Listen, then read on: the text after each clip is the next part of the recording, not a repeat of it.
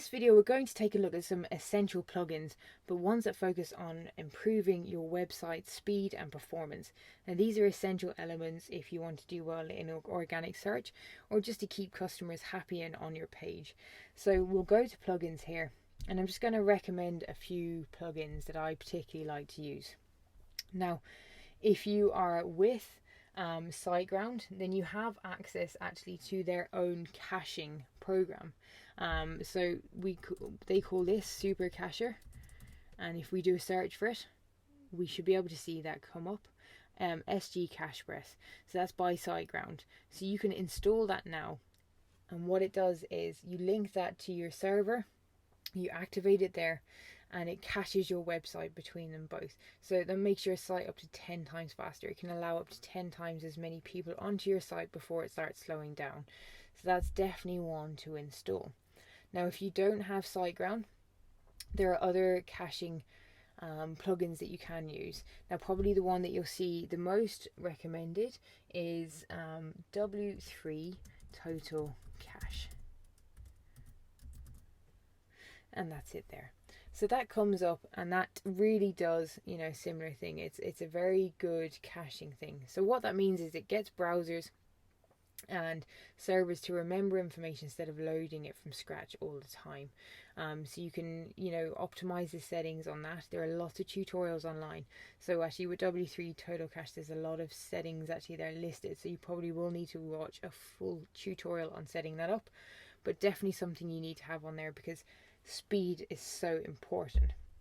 And another thing that slows down page speed a lot is image size. And people put up images and they don't really think about optimizing them or the effect that it's going to have on their site load time. So one good plugin that's really good for this is one that is called EWWW. Should come up, Image Optimizer. Yeah, it comes up first. Okay, so we'll have a look at this. We're going to install it. Now what this does, and it's very good, it scans through all of the images that were on your site and it reduces them down to the quality they need to be. So you won't notice the quality go from the images, but the size will be reduced, so the page times will be reduced. And this can actually really speed up your site, particularly if you have a lot of images. So again, this appears in your settings and you can click here and just set it up. So if you want to, get it working in the cloud, you can add, you can purchase that option, but you can work it for free. So just pick the level of compression that you want, and once you have that selected, then you can save your changes and just run that search, and it will optimize all of your images and just make sure that they're not massive, because sometimes you can have images up there that are really slowing down a page. So the next plugin I'm going to show you is one called WP Optimize. Now I particularly like this plugin because it does a number of things. It goes through your database and it will optimize it without damaging it. So your database can get quite messy with a lot of entries in it. It will also do things like every time you edit a post, you have a draft saved. So it will go through and clear out any drafts that you don't need. So it does a number of different things, and each thing really helps to boost your website. So those are the plugins that I would definitely recommend. That comes up on its own there.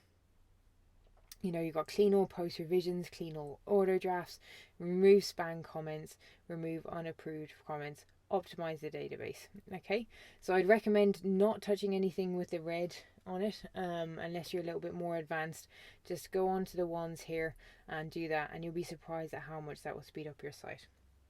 So don't worry if you are unsure of the plugins.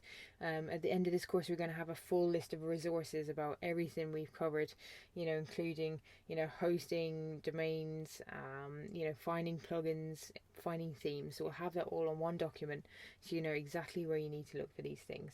So the last thing we're going to look at is just installing social media buttons to your site, because that's a very important thing to do, and we'll look at that now in the next video.